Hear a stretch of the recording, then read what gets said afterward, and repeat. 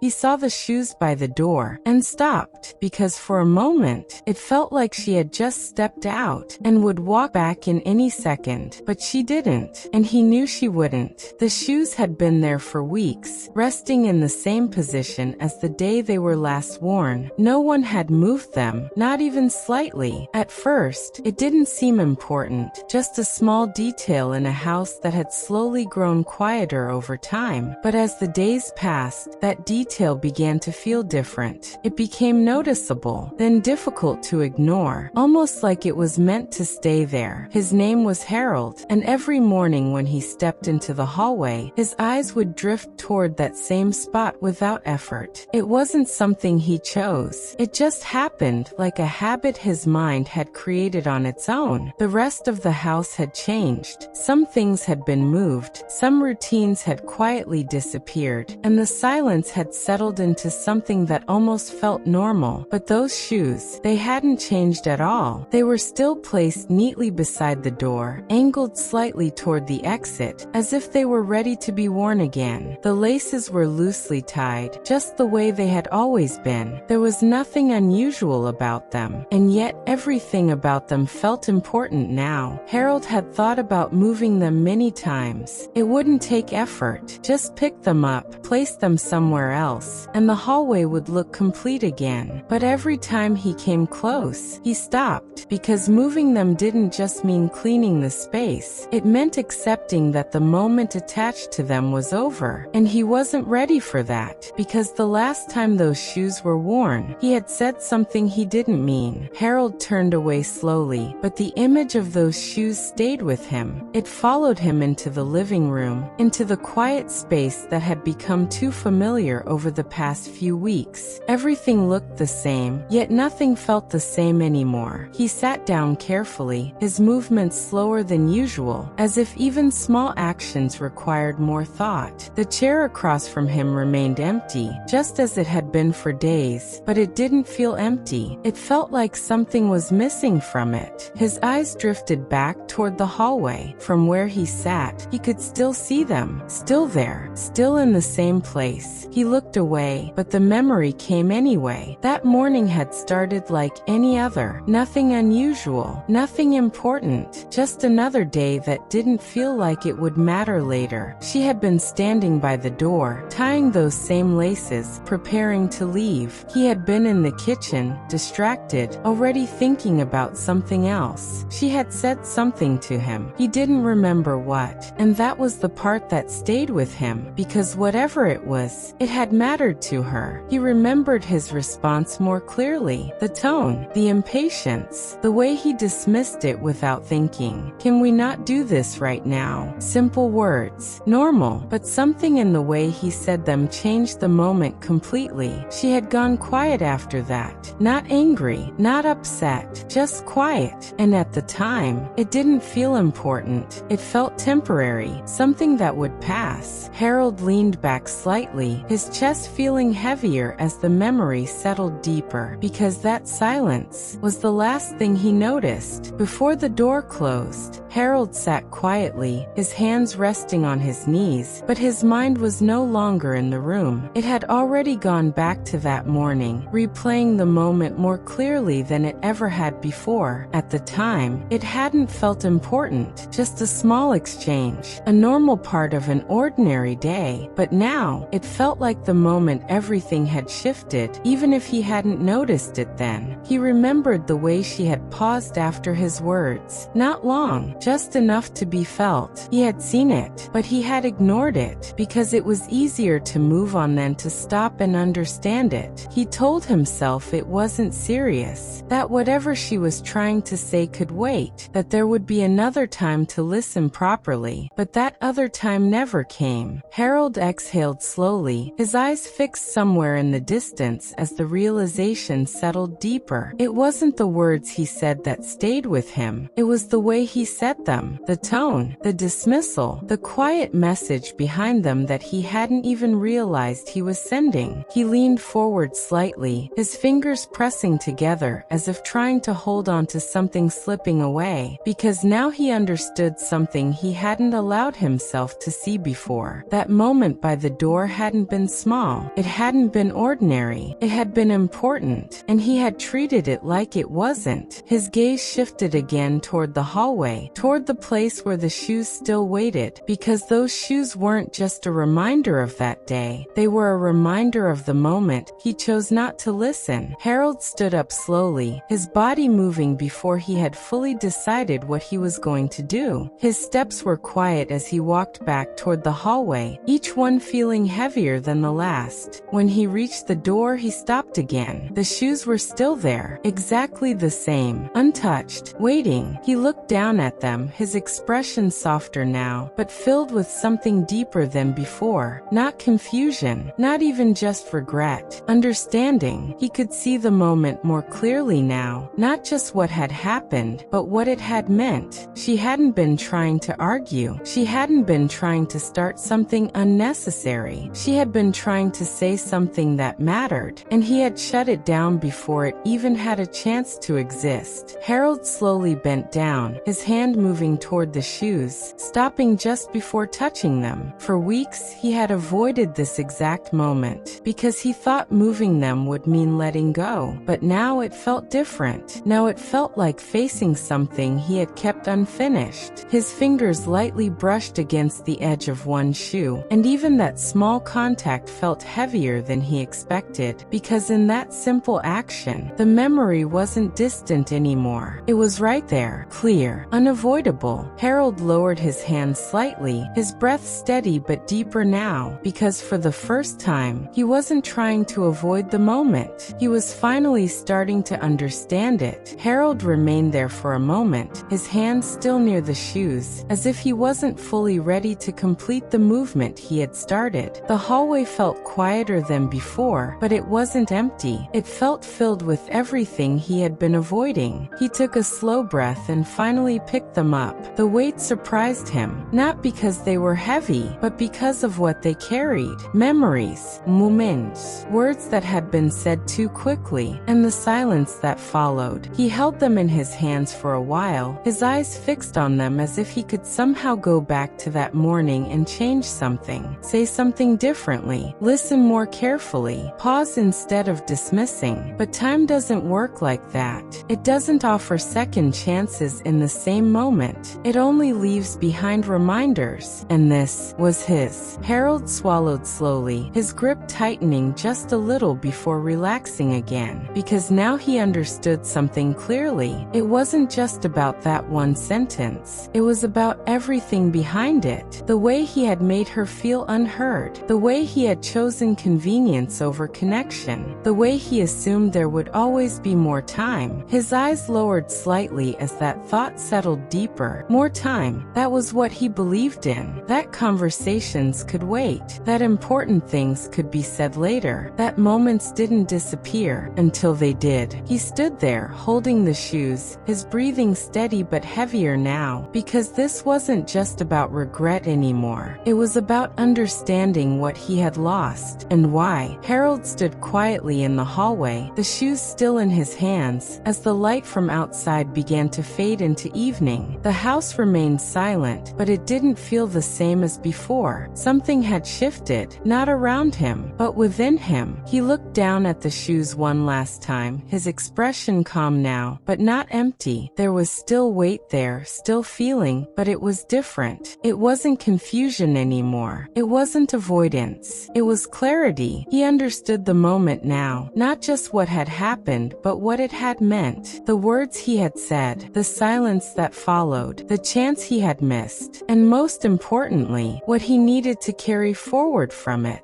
Harold walked slowly toward the door and opened it. The cool air from outside filled the space for a brief second, quiet but real. He stepped out and placed the shoes gently beside the wall, not where they had been before, but somewhere new. Not to forget them, but to stop holding them in the same place. He stood there for a moment longer, his gaze resting on them one final time. Then he stepped back inside and closed the door. The hallway looked different now, empty, but complete. Harold took a slow breath, his shoulders relaxing slightly as he turned away, because some things aren't meant to stay exactly where they were, not to be forgotten, but to be understood. And once they are understood, you You don't carry them the same way anymore.